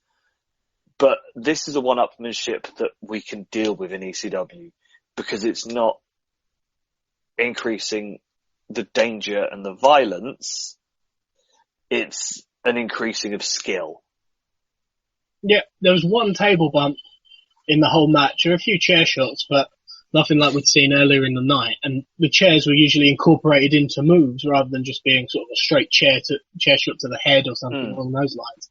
It was a one-upsmanship level, not in terms of danger or risk, as you say, but purely in terms of skill and athleticism. And that was, the story of this match was so simple that I got most of the way through it and hadn't really paid attention to it. And making my notes and writing down sort of move for move what these guys are doing. And a part of me thinks they are just trading moves here. Like, one guy's hitting a moonsault and the next guy's hitting a moonsault. But it's beautiful in its simplicity, and that is the very excellent story. And as you say, it's, you've hit a moonsault, mine will be a double moonsault. And it just worked perfectly. It was the perfect way to finish off the rivalry between the two men. Seemingly, Taz is next for Sabu. Alfonso made reference to Sabu in his promo when he was introducing Taz earlier in the night. Don't know what's next for Van Dam, but I mean, both of these guys, this is the type of match that it's the end of the rivalry for now, but the war will never be over, and maybe we'll get Sabu RVD 5 somewhere down the line. Because as you say, the yin and yang aspect of these two men's work is just superb. They're definitely a pair that we could see much of for a long time. Absolutely. So, that brings an end to The Doctor Is In. Chris, give me your overall thoughts on this show and a score rating out of 10. Well, as I said at the beginning, it's a really, really good show. It's a perfect mix of the wrestling, the brawling, and all the things that ECW does. Do yourself a favour, try and find yourself a copy of this. It's one of those that I would recommend new people to ECW to watch, people that have been watching ECW for a long time to watch, or people that just want to see what we are talking about. You know, it's one of the perfect shows of a little bit of everything of ECW, and each of those aspects being at their best. And I would give the show 8.5 out of 10. Yeah, I agree with you. Obviously, a lot more of an amateur when it comes to ECW than yourself, but probably the best ECW show I've seen. Everything was good on the show. Every segment, every match had something that's worth you watching. It's worth going out of your way to see. Even the no contest between Devon and Axel Rotten. I mean, find that just for Bubba Ray's plancha to the outside. Like everything. The story to Stevie Richards and Sandman was on another level. Scorpio and Jericho was great. Again, the story to Douglas and Pitbull 2 was fantastic. Great debut for Dr. Death Steve Williams. Really exciting tag title change for the Gangsters. And then that main event, which is just so good. On another level. Technically, brawling wise. And this card had the full variety of what ECW has to offer. And it offered it not all in moderation, but in a balanced way. Nothing was overkill on this show. So for me, I'm going to give this show a 9 out of 10.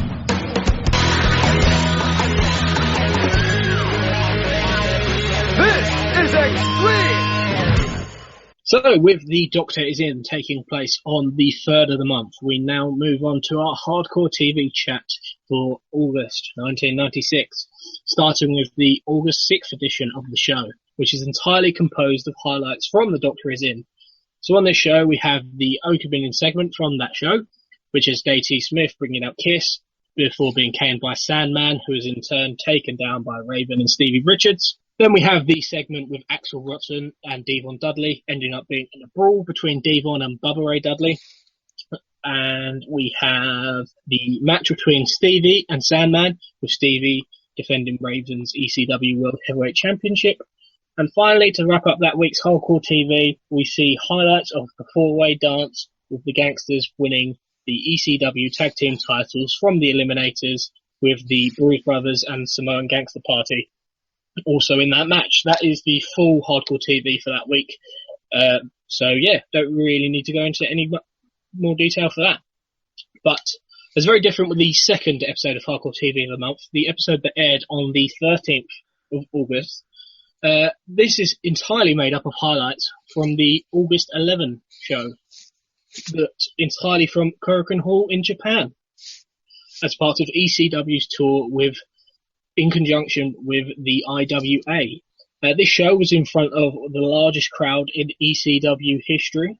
And so let's get going. A self-professed jet-lagged Joey Styles welcomes us to the show. We see footage of Japanese fans wearing ECW shirts. Styles says fans have flocked to see the ECW wrestlers in their thousands, and notes just how far the promotion has come in 3 years. Tommy Dreamer, you finally got me all alone. No flunkies, no lackeys, no nothing. It's the same way they got the belt off of Tyson. Right here, in the exact same sports complex in Tokyo, Japan. They got him all alone. Well, Tommy Dreamer, I am not going to lose like Tyson. You will not beat me for this belt. You couldn't beat me in Philadelphia. You couldn't beat me in Florida. You couldn't beat me in New York. You've never beaten me in your entire life. And even though I'm all alone, with no one to help me, I've never needed any help anyway. I've always done it all alone, Tommy Dreamer. And Even if you do beat me for the belt, my life's a living hell anyway. Quote the Raven, nevermore. We get a pre-taped Raven promo. Raven builds up the main event with Tommy Dreamer later tonight. Raven says Dreamer has finally got him all alone. No flunkies, no lackeys, no nothing. It's the exact same way they got the belt off Tyson in the same sports complex in Tokyo. Raven says he will not lose the belt like Tyson did. He says Tommy couldn't beat him in Philadelphia, Tommy couldn't beat him in Florida, Tommy couldn't beat him in New York, and Tommy has never beaten him in his entire life. Raven says that even though he is all alone with no help, it doesn't matter because he's never needed the help anyway. Even if he does lose the title to Tommy tonight, it doesn't matter because his life is already a living hell. So, we get the first match from Korakuen Hall. It's an interpromotional match with ECW's The Eliminators taking on a team of Kazuki Yamada and Takashi Okano of the IWA. As the match starts, Joey Styles tells us that the fact that Saturn was unable to return to Japan as the current ECW Tag Team Champions will be driving him crazy.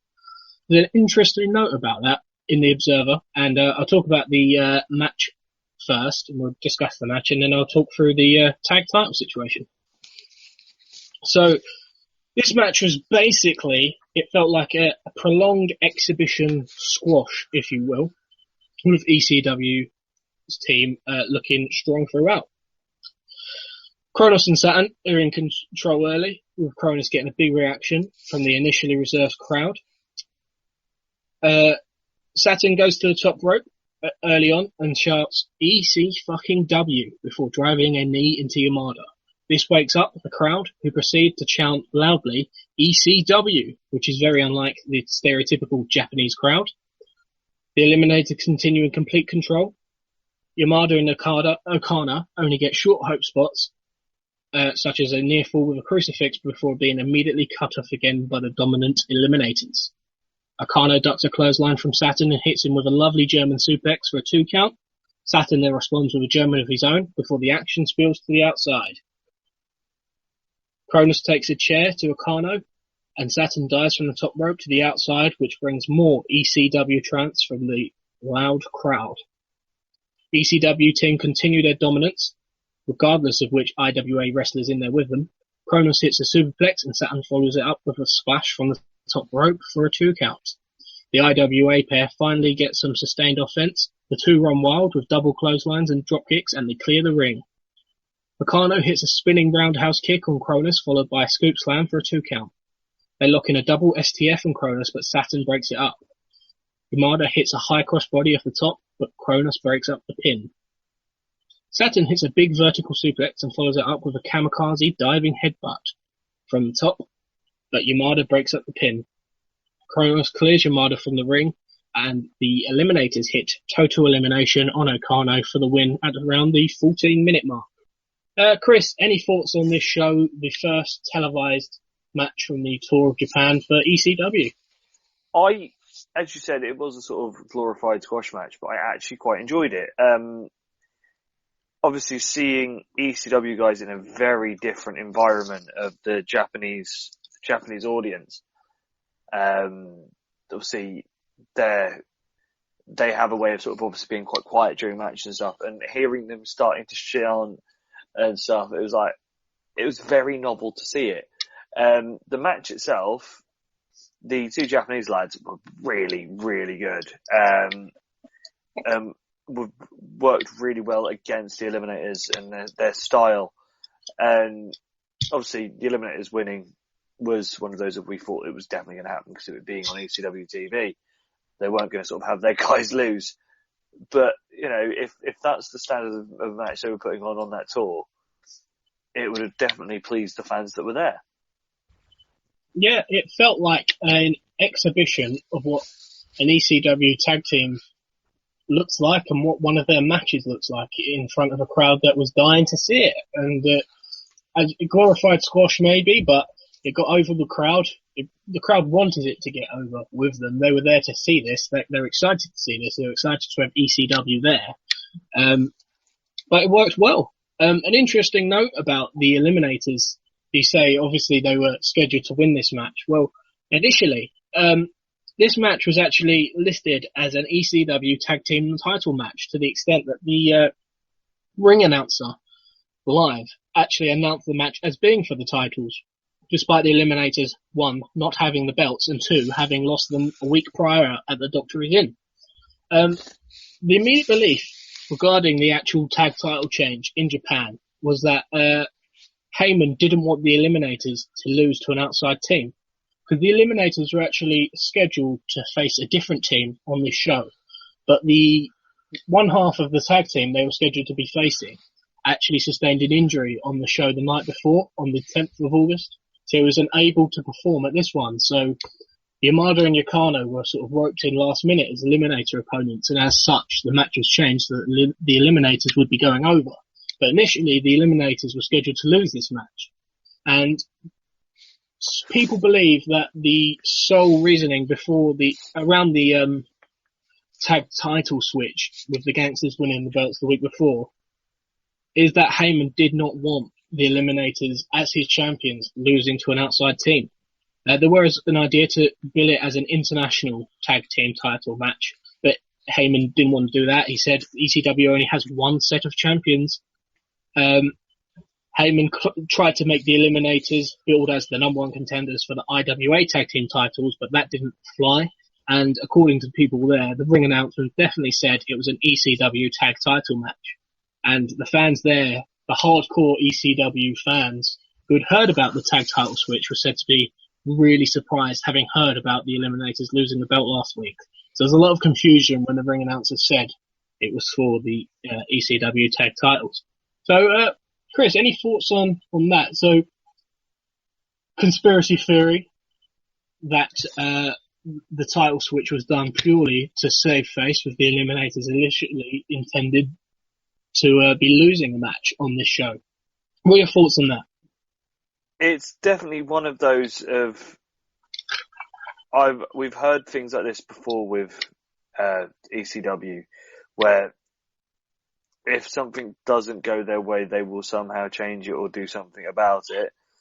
So I wouldn't put it past them to have changed the whole of, a pay-per-view finish or a big show finish, give the title to someone else just so they didn't have to.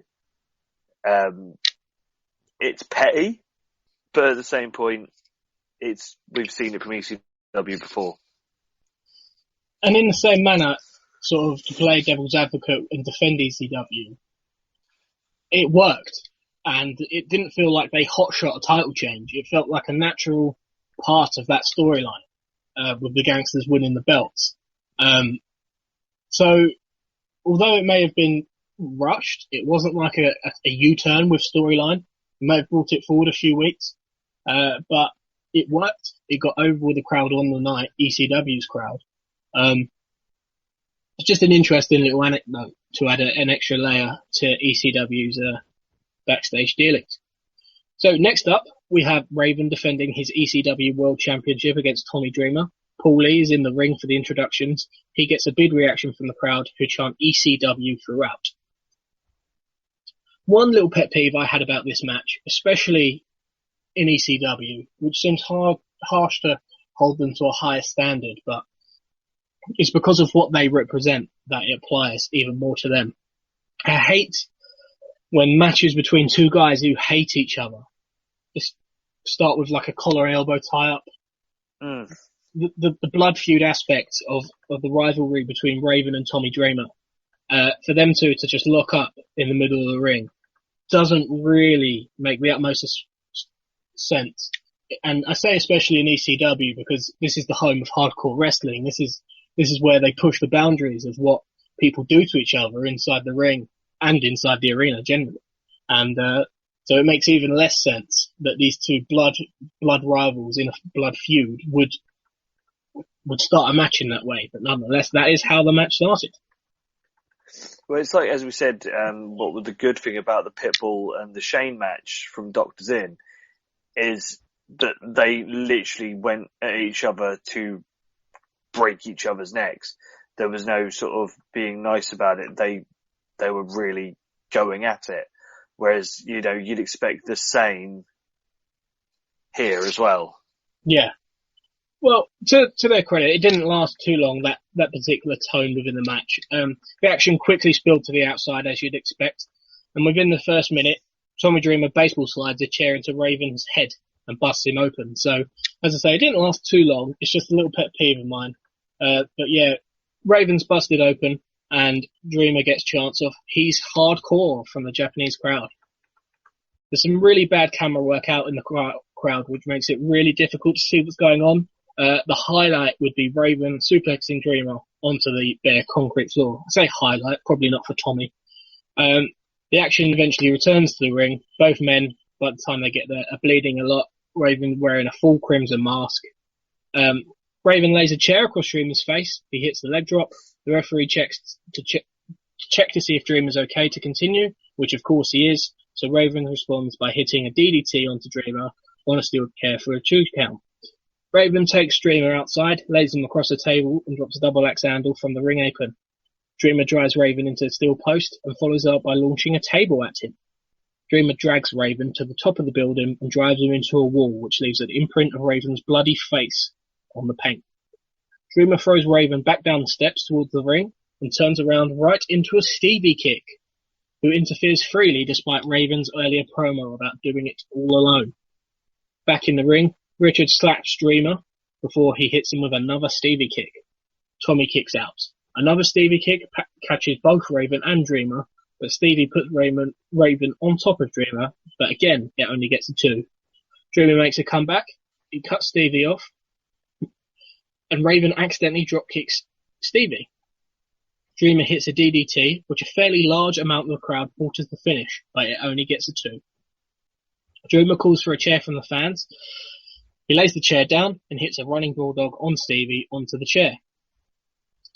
Raven rolls Dreamer up for another close near fall. Beulah and Patricia get into a brawl in the ring, so Dreamer piledrives Patricia. This allows Raven to crack Dreamer with a steel chair to the back of the head, which lays him out and is enough to get the 3 count, which sees Raven retain his title in around 11 minutes.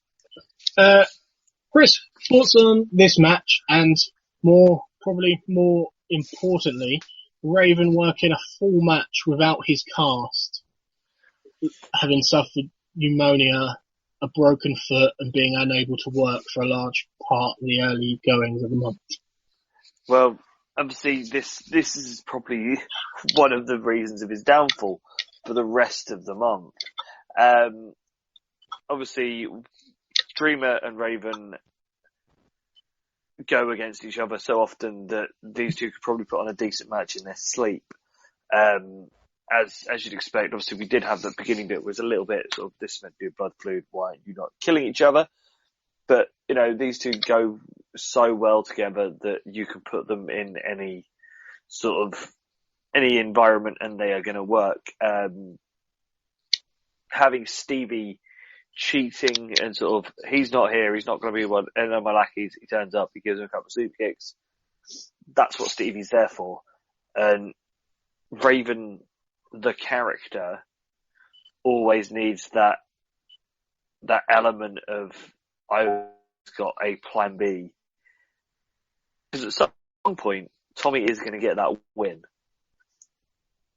But it wasn't going to be today, and it wasn't going to be on a random show in Japan. But you still needed that level to give Tommy enough hope and enough belief that he can do it, and then for the rug to be taken out from him. But obviously with health of Raven, I think the whole trip may have been a silly idea, but you needed your world champion there.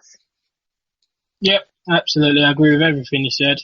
The match was fine. It was a good exhibition of an ECW world title match for the Japanese crowd. They got to see Raven defend the belt. They got to see Dreamer. They got to see probably the biggest marquee match ECW has to offer. They were happy, which is good, but for the long term, expected to have surgery on his foot later in the month. As you say, don't know that was the best idea for Raven to even be there in the first place. But that's the end of the Hardcore TV from Korakuen Hall.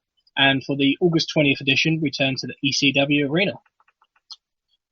We get a recap of the Gangsters winning the tag titles from the Doctor Is In, and we cut to a pre-taped New Jack promo. You know, this whole thing started. One night my mom called me and she said, Jerome,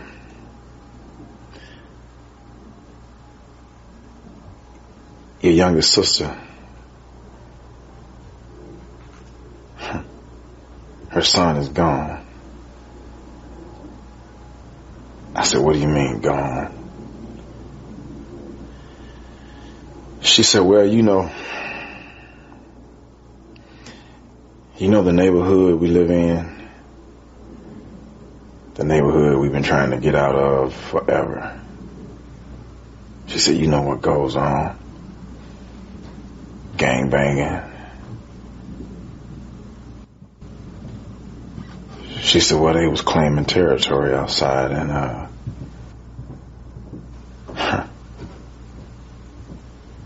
they started shooting. He was laying in his room asleep and a stray bullet came through the window. Took him right out. Police came. Ambulances came. Wasn't nothing they could do.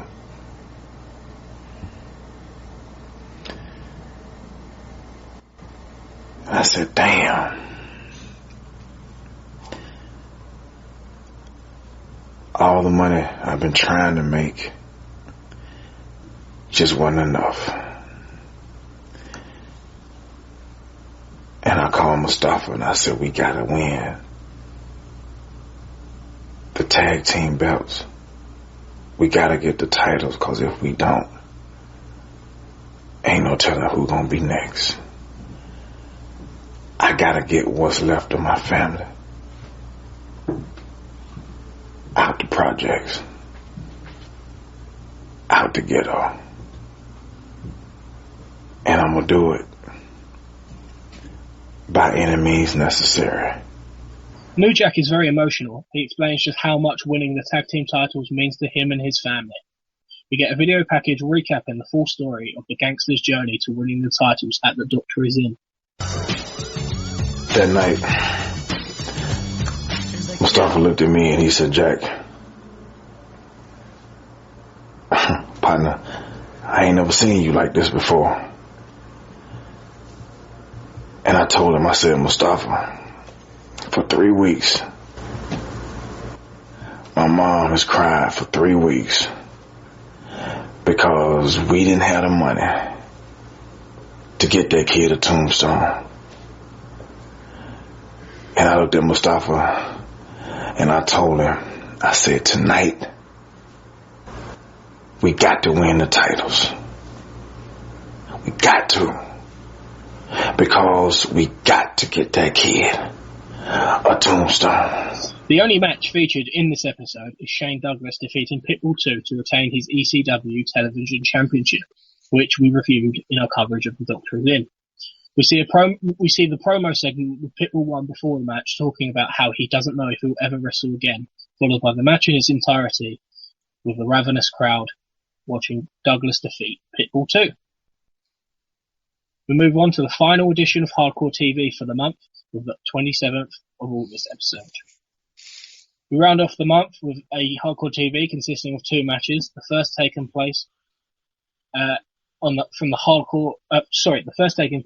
from the Natural Born Killers event that took place on the 24th of August, which is Rob Van Dam taking a match against a surprise opponent who ends up being the IWA's Doug Furness. They are hard-hitting, back-and-forth match with bundles of athleticism but little by way of storytelling. Van Dam wins dominantly after around 14 minutes by hitting a spin kick with a chair on Furness's face. Post-match, Van Dam offers a handshake to Furness, but Furness instead drops him and hits a brutal belly-to-back suplex. We then see Van Dam stretchered out of the arena for the second time in as many weeks. We then have Louis Piccoli taking on the debuting Johnny Smith. This match was seen in one of the opening matches from The Doctor Is In, with Smith picking up the victory in just over 5 minutes in a really fun match with a Tiger Bomb. The crowd chant for both guys after the match, and they shake hands. And that wraps up the hardcore TV coverage for the month. Any notes from the final 2 shows you'd like to go over, or we all good? We're good. As you said, most of it is all from Doctor's In, which obviously we've already covered. Yep. So, with the hardcore TV covered, the Doctor Is In covered, that will do for this month's edition of the Wrestling 20 Years Ago podcast. This has been Volume 3, and joining me as we traverse back in the time machine to August of 1996, I'd say thank you very much, the veteran ECW head of Chris Lacey. You're more than welcome, Chris. As it is my excuse just to watch ECW again. Chris, plug your Twitter, plug anything you want to get over, plug your Super Rules podcast. Well, as we all know, the football season has now started again, so my Twitter will be full of me ranting about how terrible Liverpool are, and normally how useless Norwich are as well. That's nice and easy to find on Lacey555666. As for Super Rules, we have just posted, or will be posting by the time this comes out, probably one of the most fun shows we've recorded in a very long while. We have just reviewed the 1992 New Japan versus WCW Super Show from the Tokyo Dome. And because we watched it off New Japan World, we had all the full matches from the whole card with Japanese commentary. Wow. And as you can probably tell by how I'm talking about it, it's an amazing show. So yeah, that's just come out on there. Obviously you can find that nice and easily on the iTunes. Just search Super Rules. Find us on Twitter and Facebook, Super Rules. And obviously, like, review, love us, listen to us. Even if you don't like us, listen to us. And, give us 5 stars and then some positive feedback or positive criticism. Either way, 5 stars is what we need. There you go. Be sure to check out Super Balls and follow Chris on Twitter at Lacey555666. In the same vein, please be sure to subscribe, leave a rating, check out Wrestling 20 Years Ago. Check out the website, subscribe to the newsletter, leave a rating on iTunes. Thank you very much for listening to Volume 3 of this month's show and bearing with me in my first Wrestling 20 Years Ago presenting gig while our captain Bob is off in America out of 20 Years Ago mode for SummerSlam. Well, he's not there for SummerSlam, but getting to take in SummerSlam this weekend, leaving us to steer the ship. But as I say, Volume 1 of this month's Wrestling 20 Years Ago podcast, that will take you back to 1996 to have a look at WWF SummerSlam. And Volume 2 of this month's show, of course, is your WCW edition, reviewing Hog Wild and The Clash. So, a lot to look forward to this month. As always, a lot of stuff going on. This has been Volume 3 with your ECW coverage. I have been Chris White. Please make sure you subscribe, leave a rating, check out the website, all the good stuff. Thank you for joining us for the ECW August 1996 edition of the Wrestling 20 Years Ago podcast. And until next time, goodbye.